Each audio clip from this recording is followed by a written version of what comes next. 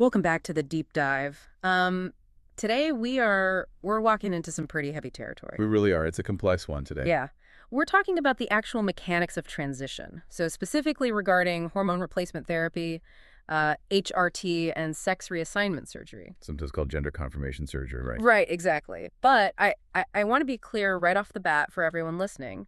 We aren't just reading you the instruction manual on how to transition. No, definitely not. There are plenty of resources for that. We're looking at a much more specific and honestly a much more challenging question. What does an quote-unquote ideal transition actually look like? And it is a challenging question because, well, the answer usually surprises people. We're really exploring the philosophy of a stable transition today. Right. And here is where I think we need to just address the elephant in the room immediately. Because when you talk about ideal, most people, especially if you're dealing with severe gender dysphoria, you think ideal means fast. Oh, absolutely. Faster is better. That's the Yeah. assumption. Exactly. I mean, if you are in pain, if you are uncomfortable in your own skin, the instinct is to sprint. You just want to get from point A to point B yesterday. Completely. And that makes perfect sense. Yeah. I mean, if your hand is on a hot stove, you don't slowly remove it. You yank it away. Right. Dysphoria is a burning building. The urge to flee is visceral. It's biological. It's survival. So when we look at the source material we've got today and it starts talking about stability over speed, my first reaction is, well, isn't that easy for someone else to say? Yeah. It feels almost insulting to tell someone who's in absolute agony to just slow down. It does feel that way. Yeah. It really does. But the sources we're diving into, which, by the way, range from clinical endocrinology papers to psychological frameworks on adaptation, Yeah. they argue that fast is actually a trap. A trap. Okay. They introduce a concept from physics to explain why. Yeah. They call it drag. Drag. Okay, let's unpack this because usually we talk about drag on like an airplane or a car. It's air resistance. Right. Drag is that aerodynamic force that opposes an object's motion. But in the context of transition, the source defines drag as the friction caused by misalignment, unrealistic pacing, and untreated stress. Okay, so it's not just physical resistance. No, it's psychological too. Yeah. The central thesis here is really compelling. An ideal transition isn't a sprint, it's a structured adaptation. A structured adaptation. I like that phrasing. It's key. If you sprint without structure, you generate so much drag that you actually slow down the exact results you're so desperate for. So by rushing, you might actually be sabotaging the physical changes you want. Precisely. You're creating turbulence in your own system. And our mission for this deep dive is to figure out how to reduce that drag. We want to remove the resistance, both the physical and psychological holdbacks, so the transition can actually happen efficiently. Okay, that's a hook I can get behind. If slowing down actually gets me there smoother and maybe even with better results, I'm listening. Yeah. So let's start at the foundation. The source talks about this concept of clarity before action. This is essentially the pre-flight check. The source draws a really sharp distinction between acting on impulse versus acting on preparation. Which again feels tricky, right? Because sometimes you just have that aha moment and you want to go. You want to start right now. And those moments are incredibly valid. But acting on them medically within 24 hours, that creates drag.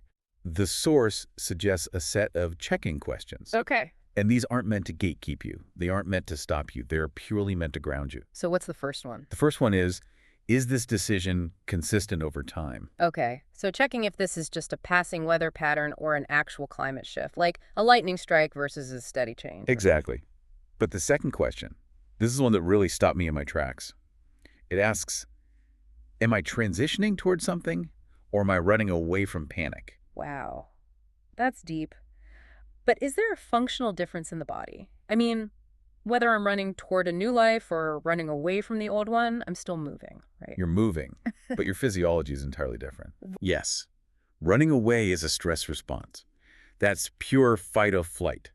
If you launch a major biological process like HRT while your nervous system is in a state of panic, you are starting with a massive deficit. Because your body is already overwhelmed. Right. You're redlining the engine before you've even left the driveway.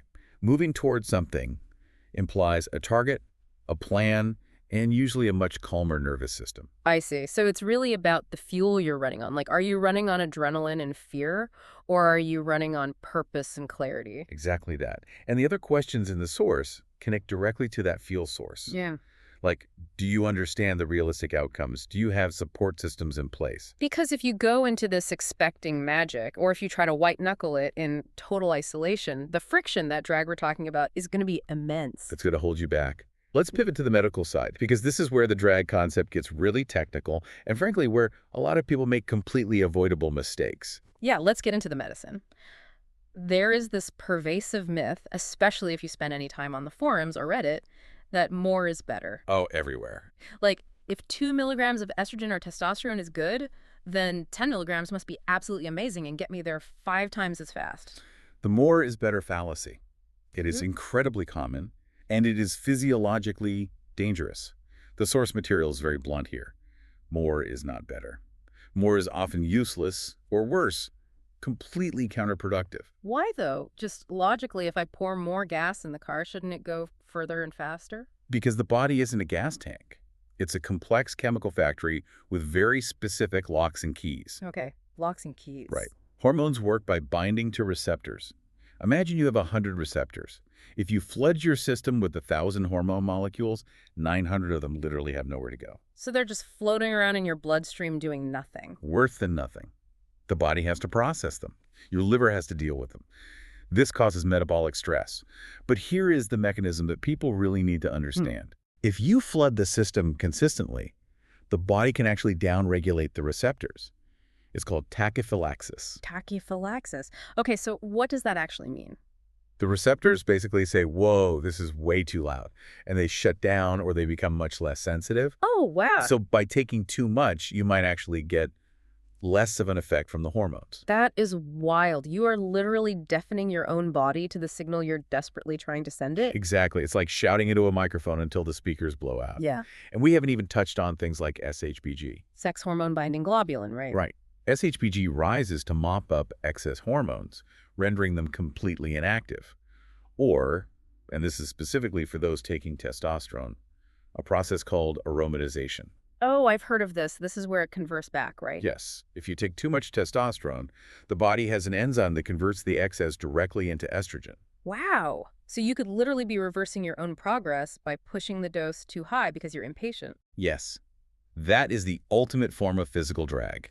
You are quite literally fighting your own biology. Okay, so if shock and awe is clearly the wrong strategy here, what does the source say is the right one? Gradual titration. Titration. Yeah, titration means adjusting the dose in very small, careful increments. You want to mimic a natural puberty. You start low, you let the receptors wake up and multiply, and then you slowly increase the dose. Giving the body time to adapt. Exactly. It allows the body to integrate all these changes without triggering a metabolic crisis. So consistency outperforms intensity. Always.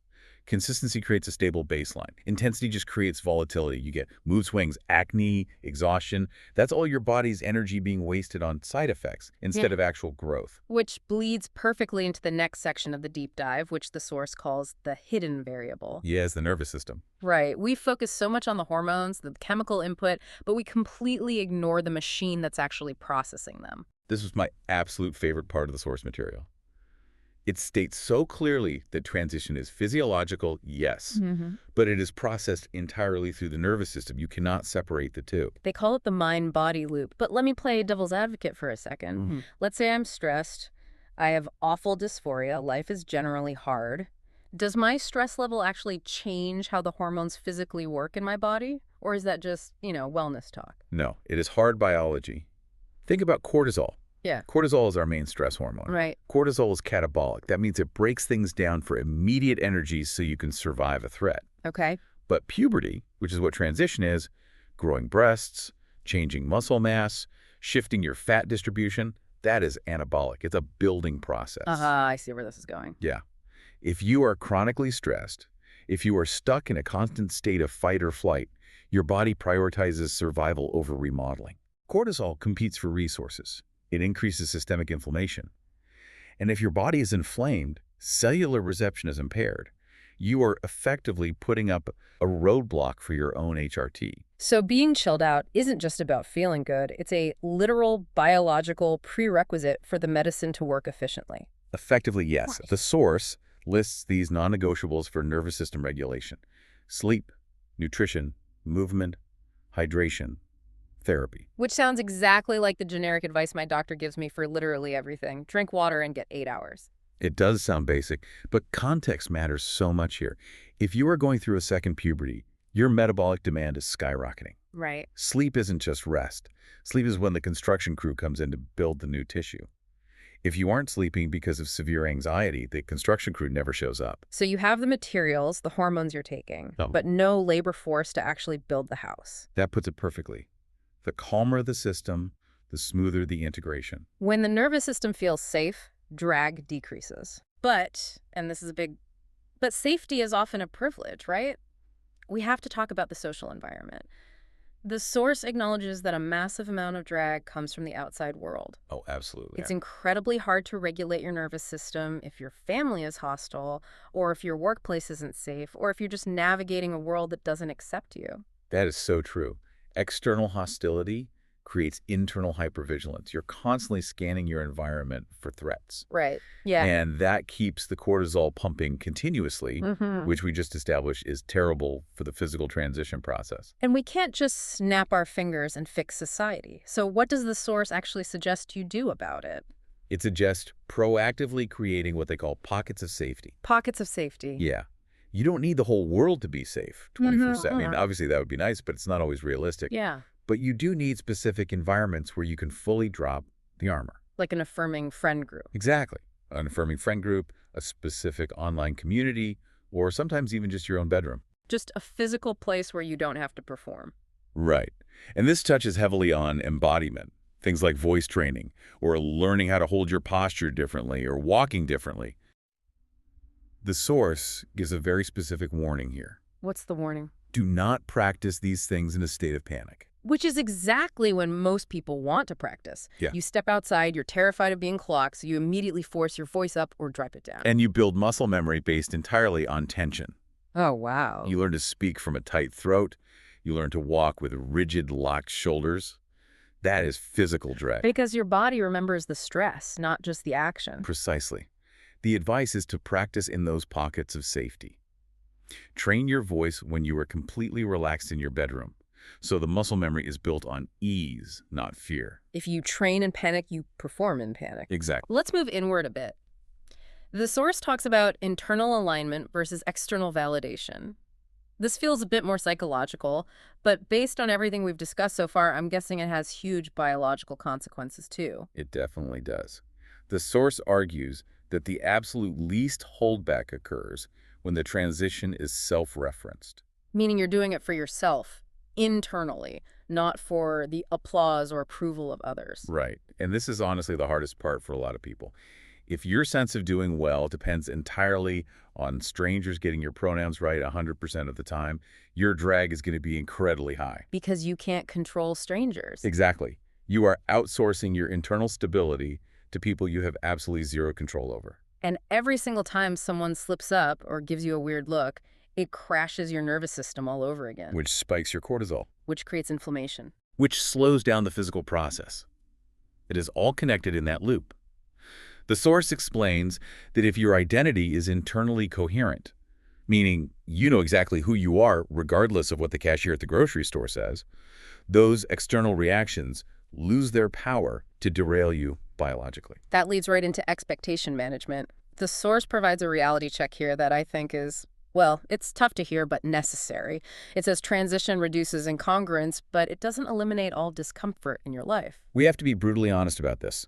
Genetics play a huge role. Bone structure plays a role. Yeah. Age plays a role. Yeah. If you go into transition expecting to look exactly like a filtered Instagram model in 6 months, you are setting yourself up for a massive dopamine crash. And that profound disappointment is just another form of drag. It is. It leads to despair, and that despair often leads to giving up on all those healthy habits we talked about.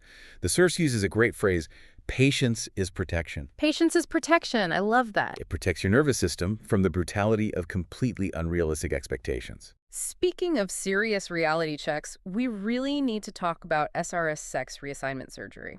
Because the original draft of our discussion kind of glossed over this, but the source material is super heavy on it. It is a massive component. Right. This isn't just a simple procedure. It's a major biological event. It is controlled trauma. Right. That's what any major surgery is. You are fundamentally reorganizing the body's anatomy. The source treats SRS not as a quick fix, but as a long-term strategic campaign. A campaign. And it lists prerequisites that go way, way beyond just getting the standard letters from a therapist. Oh, absolutely. It talks about needing financial stability, solid support networks, and highly realistic recovery timelines. Let's just look at the recovery aspect for a second. People so often focus on the surgery date as the finish line. Like, I just have to make it to that day. Right. But the source argues the surgery day is actually the starting line of a marathon. Yeah. If you get vaginoplasty, for example, you are looking at a strict, rigorous dilation schedule. Multiple times a day for months. It is painful. It is physically exhausting. And if you go into that marathon without a truly stable foundation, You crash. There is a very real phenomenon often called post-op blues. right. It's not necessarily regret about the surgery itself, it's a profound physiological crash. Your body has burned through all its energy reserves just trying to heal. The anesthesia seriously affects your brain chemistry for weeks. Wow. If you don't have a support system to literally bring you food, or if you don't have the mental resilience to handle weeks of limited mobility and discomfort, that drag can turn into a very serious clinical depression. So when the source says don't rush surgery, it's not gatekeeping the care. It's basically saying build the fortress before you invite the siege. That is the perfect analogy. You need to be strong enough to handle the cure. That is why consistency over intensity is the mantra for this entire deep dive. Consistency over intensity. It warns heavily against the extremes, right? Like Yeah. crash dieting to lose muscle mass, or over-supplementing, or overtraining at the gym. We see this a lot, actually. People desperately trying to starve off their old body. Yeah. But starvation is a massive stress signal. Yeah. It tells the body, famine is here, hold on to absolutely everything, and shut down all non-essential systems. And transition is considered non-essential for basic survival. Exactly. So by starving yourself, you are literally telling your body to cancel the transition project. Wow. You cannot build a new house while you are systematically burning down all the supply trucks. You can't. You have to eat enough, you have to rest enough, you have to dose your hormones appropriately. The body responds beautifully to a gentle, consistent daily signal. It completely rebels against a violent shove. It's such a paradox. The more you force it, the more it resists. But the more you gently support it, the faster it actually adapts. And that right there is the definition of structured adaptation. So let's bring this all home for everyone listening. We've covered the medical mechanics. We talked about receptors and the importance of gradual titration. We've covered the nervous system, cortisol, stress, and systemic inflammation. And we've covered the social and internal aspects, pockets of safety and internal alignment. The overarching message seems crystal clear. A successful transition feels aligned, not strained. It really feels like a collaboration with your own body, not a brutal war against it. I think for the listener who is sitting there right now, maybe feeling super frustrated with their progress, maybe feeling that exact drag we're talking about, this is a call to really audit their process. Check your drag. Ask yourself, are you titrating patiently, or are you flooding the engine hoping for a miracle? Are you actually sleeping, or are you running completely on fumes and anxiety? Are you seeking internal alignment, or are you just desperately chasing external validation from strangers? It really is about slowing down to speed up. It really is. And if I can ask you to leave the listener with one final thought, something to chew on that connects all of this together. I'd be glad to. Look at where you feel the absolute most resistance in your transition right now. We so often blame our genetics or our doctors or society, and don't get me wrong, those external factors are very real. They definitely are. But I want you to ask yourself, is the drag actually coming from the outside? Or is it a signal that your nervous system is rushing much faster than your biology can actually adapt? Are you the one creating the friction? Exactly. Are you trying to break the fundamental laws of physics and biology just because you're in pain? It is so incredibly understandable. But sometimes the fastest way to get exactly where you're going is to stop pushing so hard and start actually fueling the machine. That is a lot to think about. Thank you so much for walking us through the deep science of this today. It's incredibly complex, but I really think reframing transition as an adaptation rather than an escape is just so powerful. It changes everything. Take care of your nervous systems, everyone. We'll see you on the next deep dive. Stay grounded.